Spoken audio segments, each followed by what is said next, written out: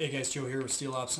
I'm about to cram a lot of information into only a 10-minute video, so in a couple minutes here you're going to see some stuff popping up on the screen, some charts and stuff like that. What I want to do is address some of the misinformation and myths that have been going around this week, especially over the last couple days regarding body armor on social media and stuff like that. What I've done here, guys, is I've taken 9 of what I feel are the most common body armor types available out on the market right now, and I have assigned a 1 through 5 value to them, 1 being the best, 5 being the worst. At the end, we're going to total it up sort of like a golf score, and the lowest score is going to win. What I've done, the categories that we're going to talk about, or the categories that I've scored these plates in, are cost, coverage area, back face deformation, weight, fragmentation control, shelf life, durability, the ability to stop 308 at 2,750 feet per second, that's your level 3, M193 at 3,000 feet per second, M855 at 2,900 feet per second, and the ability to stop M2AP at 2,880 feet per second, that's your level 4. So jumping right into it, on your screen you're going to see the chart pop up. This is the different levels of body armor that we're going to take a look at, and the first category is cost. You'll notice that the coming in number 1 in that category is that 10 by 12 100% ceramic level 4 plate. Guys, that may change, but right now that is the cheapest one on this list. RMA is offering that plate on their website right now for $99, which is a smoking deal for a 10 by 12 100% ceramic. Coming in number 2 at the top there in the blue, you'll see the Steel Ops Level 3 Plus AR600 Pro plate and the 1/4 inch AR500 Level 3 plate. Generally speaking, those come in at about $115 to $120. The worst in that category is down there at the bottom, that 10 by 12 ceramic UHMW composite Level 4 plate. RMA also offers that on their website right now, but it's like a $500 plate, I think. So pretty expensive. On to the next category. We have coverage area. This is pretty cut and dry. If it's a 10 by 12, it gets first place. If it's an 8 by 10, it gets second place. So there's your 1s and 2s. Pretty cut and dry. Next category, back face deformation. This one's not even debatable, guys. The steel plates have been proven time and time again to have the least amount of back face deformation out of all of these plates. So yeah, they get a number 1. Ceramic is very close behind. It has slightly more, but still does a very good job of mitigating back face deformation. The worst in this category by far is the UHMW. That's been shown a lot where these 100% UHMW plates have a tremendous amount of back face deformation, and I don't care if it passes level 3 with 44 millimeters, that's still a lot. So next category is going to be weight. In this category, the UHMW shines. They are positive buoyant. They float, so they are incredibly light, as are the ceramic and UHMW PE composites down there at the bottom. Our Steel Ops Level 3 Plus AR600 plate, only being 3/16 of an inch thick, the core, it weighs about the same as an 8 by 10 100% ceramic plate. They come in at about 6.6. I think the ceramics might come in at 6.8. The worst in this category, which might surprise some people, is the 10 by 12 100% ceramic level 4 plate. Those are the heaviest plate out of all the plates we're going to be talking about, which will be interesting at the end. And they come in at about 8 to 8.3 pounds. Next category, fragmentation control. I'm going to probably catch a little bit of flack on this one, but guys, we have proven time and time again that our Pro plate can handle fragmentation. I think Costa pumped like 1,000 grains of ammo into it on one of his videos. We've done the same. We've pumped 8 rounds into one plate at various calibers, so it does very well. As a matter of fact, in some cases it does better than ceramic plates do, particularly at angles of 45 degrees and more. So I am at least giving our plate the same score as a ceramic plate. The winner in that category is definitely UHMW. Those plates do a phenomenal job of trapping fragmentation. The only reason that the 1/4 inch AR500 level 3 plates get a lower score is because a lot of the other coatings that are on the market are junk. So I will concede to that. The next category is going to be shelf life. This is where steel shines.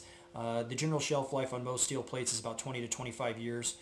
The shelf life on ceramics and UHMWs can vary between 5 and 10. I didn't go that deep on that chart, guys, so I'm trying to be a little bit biased towards the other kinds of armor out there, but there is 5-year and 10-year shelf lives. I really don't know why somebody would buy an armor plate with a 5-year shelf life. But the next category is durability. With shelf life comes durability. Steel Ops plates, guys, you can basically drop them off a building and they're still going to function just fine, as with other steel plates. There is a myth with ceramics that ceramics need to be x-rayed if they're dropped. That is partially true, but not like a drop out of your truck. You don't need to x-ray a ceramic plate if it just got dropped out of a truck. I have also heard that UHMW plates, I've heard some officers tell me stories about their UHMW plates warping in a hot vehicle during the summer. I've never seen it personally. So again, I could probably go deeper on this chart with lower scores, but I'm trying to be a little bit biased towards the other guys. So we're just doing ones and twos. Moving into the calibers and velocities. Guys, this is just a simple pass or fail. There is no halfway in between a bullet going through a plate or not. So on the 308 at 2,750 feet per second for your NIJ level 3, everybody passes because it's all level 3 or above. So going into the M193 at 3,000 feet per second, though, you have that failure there of the quarter-inch AR500 level 3 plate. That's been shown numerous times online with various videos, so you can go check that out if you have any doubts. Next category, we have the M855 at 2,900 feet per second. The only failure on that one, guys, is going to be that UHMW. UHMW relies on being able to break that lead down or mushroom it out to stop the round. It just can't do that with the steel core ammunition. So we have multiple videos where we show us defeating UHMW PE plates with steel core ammo. You can check those out. Next category, last category, is the M2 AP at 2,880 feet per second. That's your level 4.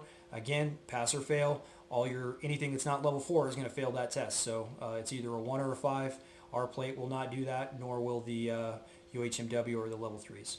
So popping up on your screen right now should be the scores from all that. So what we did is total everything up. Again, the lowest score wins. And this might surprise you, but it looks like if you have money to spend on armor, the best place to do it is either going to be on the 10x12 100% ceramic level 4 plate, which comes in with a score of 20, or the Steel Ops level 3 plus AR600 Pro plate, which also has a score of 20. Very close second is that 10x12 ceramic UHMW PE level 4 at the bottom there, or the 8x10 100% ceramic. Again, if you're if you're a female or a smaller frame guy, that might be a better fit for you. The worst out of this is, of course, the 10x12 100% UHMW PE. Guys, I don't know why guys buy these plates. Basically, what you're saying when you buy that plate is that you're willing to sacrifice cost, durability, backface deformation, and protection value, all for about 3 pounds. My advice is just go hit the fucking gym. I mean, most guys that buy body armor are never going to need it, and the guys that are going to need it are only going to need it for 15 to 30 minutes. So if you're basically willing to, if you can't handle an extra 3 pounds for 15 to 30 minutes in order to stay in the fight, don't go in the fucking building. You know what I mean? So I'm not a big fan of those plates at all. That being said, though, what you should take away from this is that there is not one end-all be-all type of body armor, guys, and we got to eliminate that mentality. I've seen that a lot over the last couple days where people are saying, you know, if you're going to buy body armor, this is it. Guys, that's literally as stupid as saying if you're going to buy a handgun, Glock is it. Okay, I'm a Glock guy. I live and die by Glock. I love my Glocks, but I'm not going to be the idiot that says that Glocks are the only handgun that you should own. That it's different guns for different applications, okay? There's concealed carry weapons, there's duty weapons, there's hunting weapons. Different plates have a different function. If you're a police officer who wants to shed just a little bit of weight, considering that the M2 AP round is not that common and becoming even more uncommon by the day, that steel plate is a great option for you. It makes a great vehicle kit. It's a great active shooter kit. It's affordable. It's awesome. Now, if you're going to be up against really big calibers and you can't afford that sacrifice in weight, then get the 100% ceramic. But if you have all the money in the world, then go buy the really expensive ceramic UHMW composite plates, man. But it's $1,000 kit. Keep that in mind. Plus your plate carrier. I don't want to leave that in a truck. I don't want that to get stolen. So there's not an end-all be-all. We got to stop dealing in absolutes. And yeah. So if you like the comments, if you disagree with any of the information that I put out there, if you disagree with some of these charts, leave a comment below. If you liked this video and you thought it was helpful, make sure you hit that like button and share it with a friend. As always, guys, reach out to us with any questions at www.steelops.com or our online store, which is shop.steelops.com. Thanks for being Steel Ops customers and supporters. We'll talk to you later.